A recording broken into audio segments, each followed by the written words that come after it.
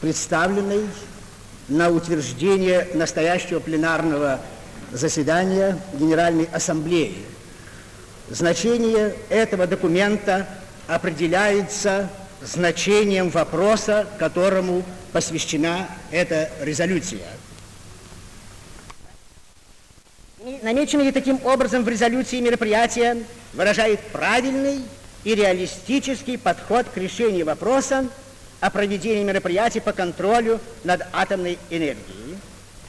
Советская делегация снова заявляет, что она поддерживает эту резолюцию и выражает надежду на то, что она будет единогласно одобрена настоящим пленарным заседанием Генеральной Ассамблеи. Act of the joint efforts of the United Nations to secure peace and security in the world. Let this noble move achieve a true and complete success.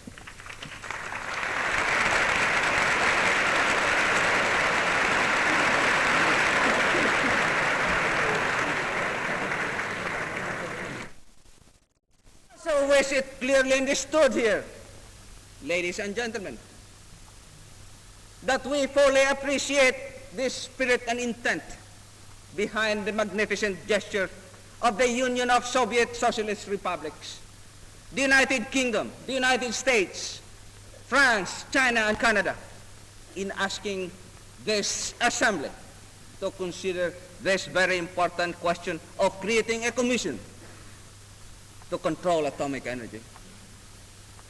There is no doubt in our minds that the six great powers have been inspired with the desire only of enhancing the prestige of this assembly before the eyes of the world, and to accord the commission with a stamp of universal approval.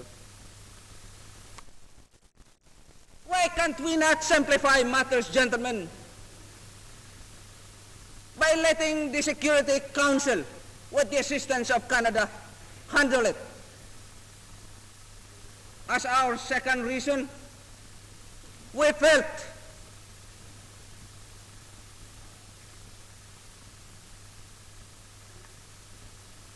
that the procedural approach to the problem would undermine instead of augment the confidence of the people in this assembly. Contrary to the very intention of its authors, the proposal would result in embarrassing instead of glorifying this assembly. How could the point that we have been driving at here is this, that if you grant to this assembly the power to create the commission, then by all means you should be prepared to follow the logical and legal consequence of conserving to this assembly the power to alter, modify, control, or abolish altogether that which it created.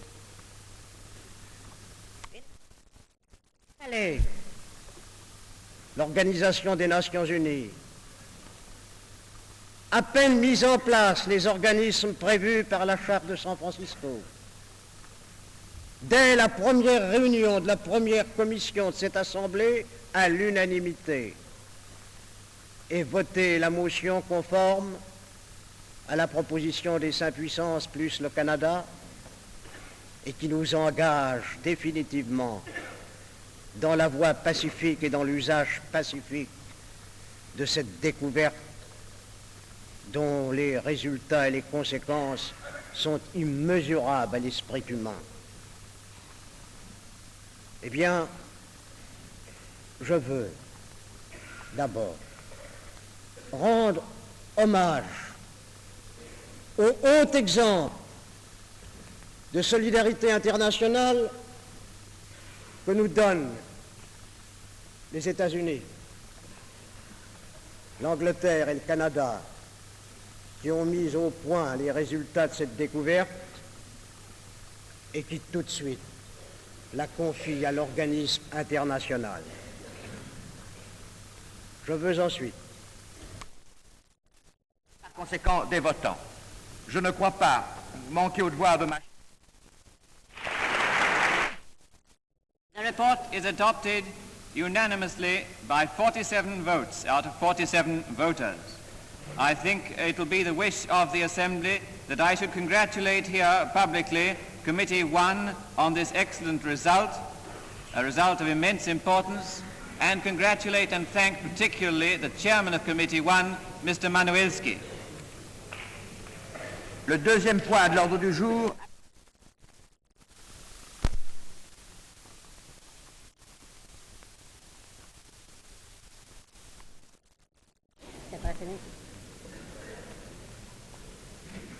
On January 6, 1946, the government of the United Kingdom, on its own behalf, and that of the Union of Soviet Socialist Republics, the United States of America, France, China, and Canada, submitted to the Executive Secretary of the Preparatory Commission of the United Nations a resolution regarding the establishment of a commission to deal with the problems raised by the discovery of atomic energy and other related matters.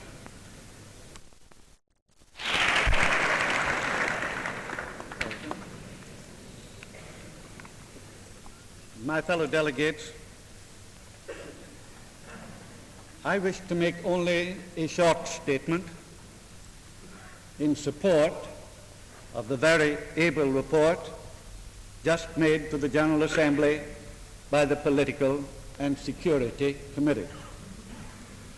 The United Nations were obliged to unite in war to preserve their common freedom.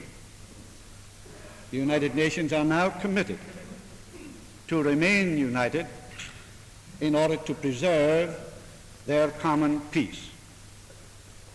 We won the war by fighting together. We must now preserve the peace by working together. The report, in a number of countries, scientists were probing into the field of atomic energy before the war started.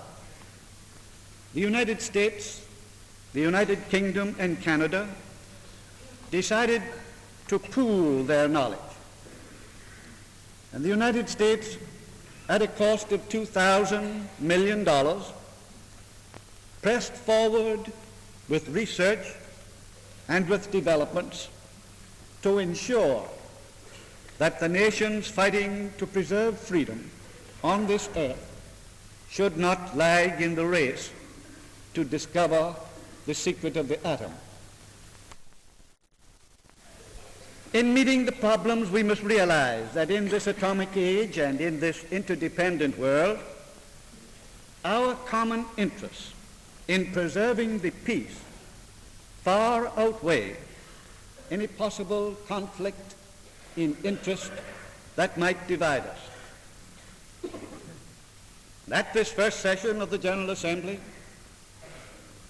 we must begin to put less emphasis on our particular viewpoints and particular interests and seek with all our hearts and minds to find means of reconciling our views and our interests for the common good of humanity.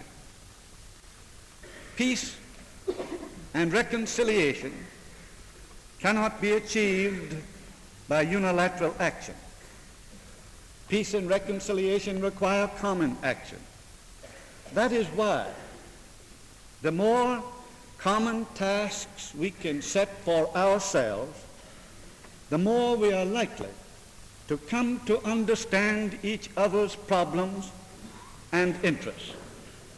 And certainly this problem, the problem of devising the necessary safeguards to ensure that atomic energy will be used for the benefit of humanity and not for its destruction, is a common problem.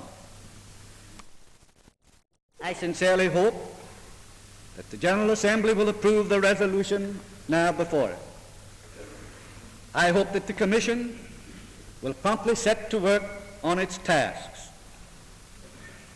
And fellow delegates, it will be comforting to all the peace-loving peoples of the world to know that in this report, the first report to be made to the Assembly by a committee, we are moving promptly to find ways to avoid a race in armament. We who fought together for freedom must now show that we are worthy of the freedom that we won.